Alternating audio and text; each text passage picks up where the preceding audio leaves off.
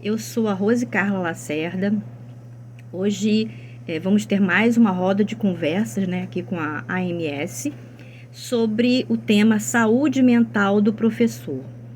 É um tema, gente, que vem muito nos inquietando, que vem assim aguçando as nossas pesquisas, porque ele está, digamos assim, crescendo muito nas nossas escolas, Isso tanto na rede particular quanto na rede pública, Então, nós estamos estudando tanto na área da psicologia, da neurociências, da pedagogia, da psicopedagogia, porque esse tema tem muito nos afetado. Então, vamos discutir algumas falas, algumas inquietações e como essa saúde mental vem nos afetando no nosso trabalho, no nosso dia a dia. Eu sou professora da rede pública, rede particular também, na graduação, na pós, nos cursos da AMS. Sou coordenadora pedagógica, orientadora educacional, psicopedagoga, especialista na área de transtornos mentais e comportamentais ligados à neurociência e aprendizagem. E hoje também estudo a educação especial e a educação inclusiva. Então, a gente acaba estudando um pouquinho de cada parte e para entender essas características que vêm aí afetando os nossos profissionais, tá bom? Então nós vamos ter essa conversa sobre a saúde mental, o que contempla essa saúde mental, o que vem afetando essa saúde mental. A gente vai dar uma pincelada aí sobre a síndrome de burnout, que também leva à depressão, à crise de ansiedade, que são os TAGs, os transtornos aí compulsivos, nos transtornos comportamentais também, que acabam nos influenciando no nosso dia a dia. Vamos lá? Vamos começar? Vamos aí para o conceito da saúde mental. O que a gente precisa ter em mente? Precisamos cuidar da nossa saúde física. Sim, ela é muito importante, Controle da alimentação, do sedentarismo, praticar exercícios físicos, cuidar aí das doenças, das questões das comorbidades, principalmente porque ainda estamos aí vivenciando o período da pandemia. Isso é de extrema relevância, de extrema importância. Contudo, gente, nós não podemos esquecer da nossa saúde mental. A saúde mental, que é ligada às nossas emoções, ao nosso equilíbrio, à nossa inteligência emocional, é ela que controla tudo. Tudo parte da onde, gente? Do nosso cérebro, das nossas emoções. Então, nós precisamos ter em mente que essa saúde mental, ela pode corroborar para o bem ou também para o mal. O que é isso, professora? Ela vai te levar ao seu sucesso e também à sua decadência. Decadência em que sentido? Se ela não for bem trabalhada, se ela não for bem administrada, se ela não for cuidada. Então, às vezes acontece o quê? Do estresse, Esse estresse que vai aumentando a cada dia, A falta dessa prática de exercícios, o trabalho excessivo, a questão de não ter o lazer, a questão de não se cuidar, tudo isso está num conjunto. E isso vai afetando também a questão emocional, a questão da saúde mental. E isso vai desencadear onde, gente? No nosso trabalho. E nós estamos focados em que hoje? Na educação, nos professores. Mas isso também acontece com os profissionais da saúde, com os profissionais da educação, com os profissionais, também da segurança, que são as 3 áreas aí que mais sofrem essa questão da saúde mental. Então, hoje, saúde mental é prioridade, Ela está num tópico acima. Por quê? O pessoal até brinca lá no Facebook. O que é ser rico hoje? Ser rico hoje é você ter saúde mental.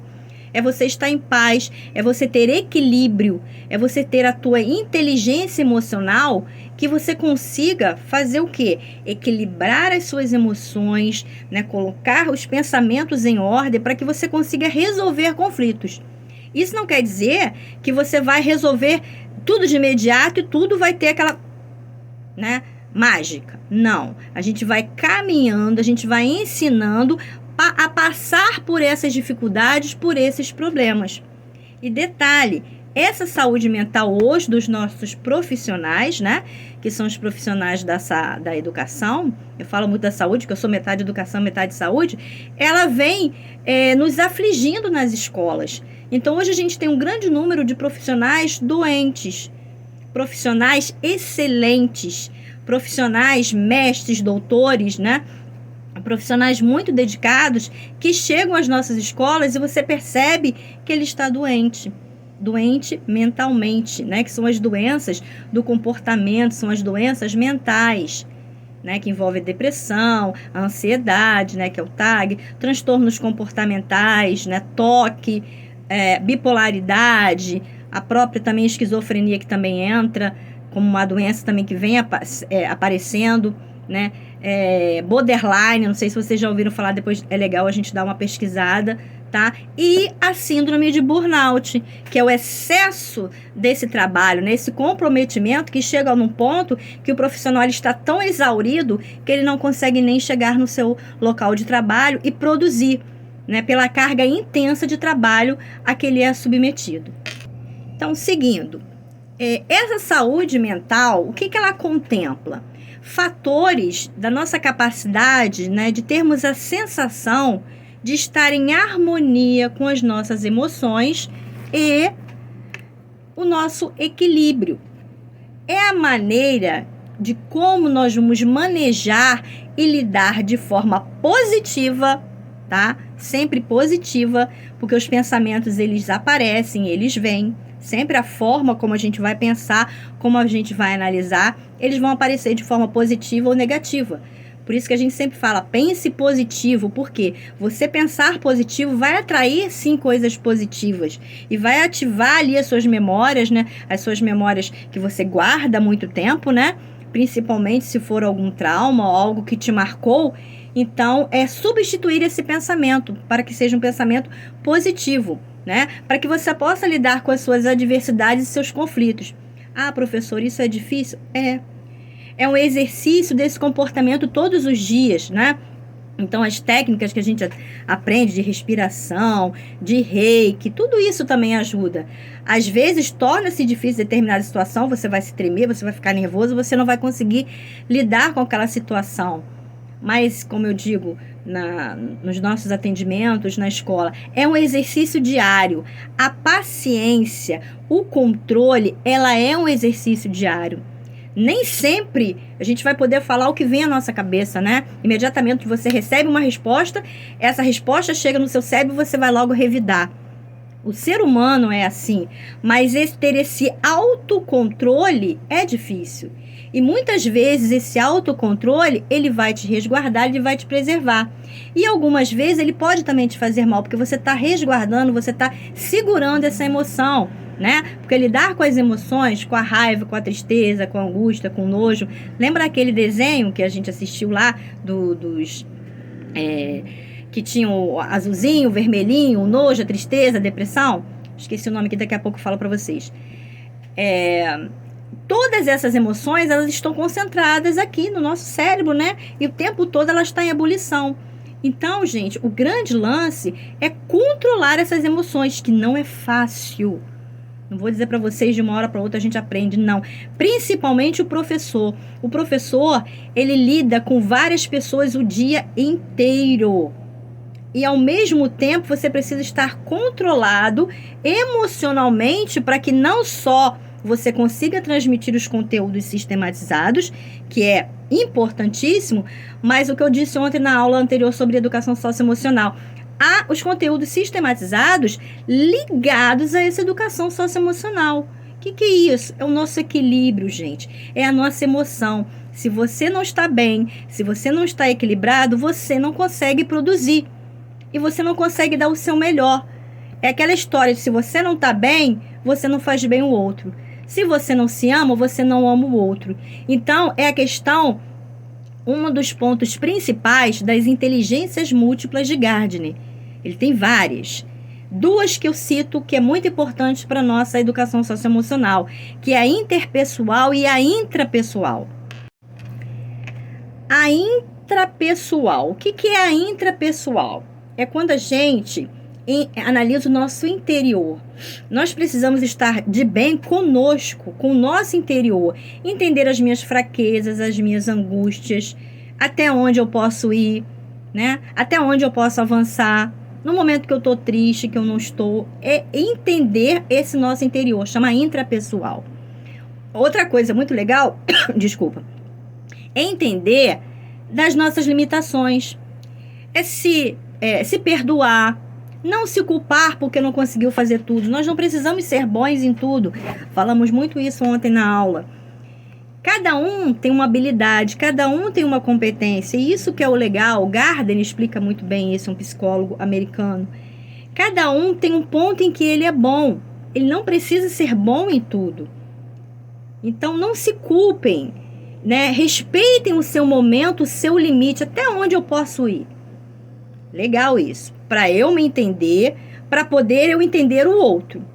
Isso é a intrapessoal. Agora, a interpessoal é quando eu consigo lidar bem com o outro, né? Quando eu sou empata. O que é ser empata? É colocar-se no lugar do outro. Ok. Mas espera aí, aquela velha historinha, eu não faço para o outro, não faço com o outro aquilo que eu não quero que faça comigo. Então, no momento que eu me coloco nesse lugar, eu passo a entender. Poxa, por que aquele colega não produziu bem hoje? Ele deve estar passando por algum problema, por alguma questão da saúde mental, não é? Ele deve estar com algum problema em casa. Isso não quer dizer que ele seja um péssimo profissional, não é. Hoje as grandes empresas, o que elas fazem? Elas focam nesse sentido. Qual é o problema desse colaborador, né? Nem mais empregado que chama. Vamos analisar o seu problema? Vamos ajudar? Vamos fazer a parceria? Em vez de você recriminar, demitir, brigar, chamar atenção, vai lá no foco. Peraí, você está com problema? Eu vou te ajudar. Eu vou sentar com você, né? Eu vou tentar fazer essa, que a gente fala que é uma relação do abraço, né? Do sanduíche. O que é isso? Eu tenho um problema, mas no recheio dele, eu vou tentar, da melhor forma possível, harmonizar. Porque eu vou priorizar o que ele tem de bom, que são as qualidades desse profissional, né? O que ele não está se saindo bem, eu vou ajudar ele. Então, isso aí parte da questão interpessoal. Essa habilidade de lidar com o outro, né? De conversar com o outro, de ser empata. Puxando essa empatia, você vai cair para a resiliência. O que é resiliência? Né? Capacidade de você se reerguer. A gente dá até o exemplo da Fênix, né? Então, de você se reerguer diante dos problemas, dos conflitos. Então, dentro dessa questão da saúde mental, o profissional está se reerguendo o tempo todo, mas ele precisa ter esse cuidado. Pessoal, para a gente concluir, né, a nossa aula de hoje, o que nós, né, profissionais da educação, precisamos para que nós tenhamos saúde mental, né, no nosso cotidiano, na nossa vida? Falo também para os psicopedagogos, neuropsicopedagogos, psicólogos, né? Profissionais da área da educação, da saúde mental em primeiro lugar. Então, vamos cuidar. Aparecendo essas inquietações, essas queixas, né, de cansaço excessivo, sobrecarga, muito choro, aquele choro que é dolorido, que a gente está trabalhando, daqui a pouco a gente começa a chorar, a gente não sabe de onde que vem, né? Sudorese, estresse, dor de cabeça, enjoo, né? Não consegue dormir, né? As inumerosas noites perdidas, né, de insônia, cansaço extremo ao ponto do profissional sentar para desenvolver um trabalho, escrever um texto, corrigir uma prova e não conseguir, né, devido a esse cansaço mental, ou esse cansaço extremo emocional de não conseguir falar com o colega, que não conseguir falar com o aluno, né? Não conseguir ter esse olhar, que eu falo que é o olho no olho, que é importantíssimo, que são as expressões, do rosto, né, da face, que mostram as nossas emoções. Esses sinais que começam a aparecer, o que a gente precisa? Se cuidar. Então, ter uma boa alimentação, né? Sair do sedentarismo, praticar exercícios físicos, né? Eu sei que a gente precisa trabalhar muito para a gente suprir as nossas necessidades econômicas, né? Nós somos mães, somos donas de casa, somos profissionais, estudantes, né? temos aí vários, eu falo que é primeiro tempo, segundo, terceiro, quarto tempo, quando a gente chega à nossa casa, mas a gente precisa se cuidar fisicamente e emocionalmente, a gente precisa se alimentar bem, tomar os remédios, cuidar aí quem tem comorbidade, fazer psicoterapia, sim, é importantíssimo. Eu fiz, preciso retornar, porque também estou sem tempo, mas eu preciso agendar o meu tempo, porque é muito importante fazer, né, a psicoterapia, ir aos médicos, sim, se houver necessidade de entrar com uma medicação, não é vergonha, a gente precisa, né? Porque algum neurotransmissor nosso, que está aqui no nosso cérebro, não está desempenhando esse papel, não está produzindo a quantidade necessária, né, para que tudo se desenvolva bem. Então, há necessidade de entrar com uma ação medicamentosa, sim. Então, a gente não precisa ter vergonha disso.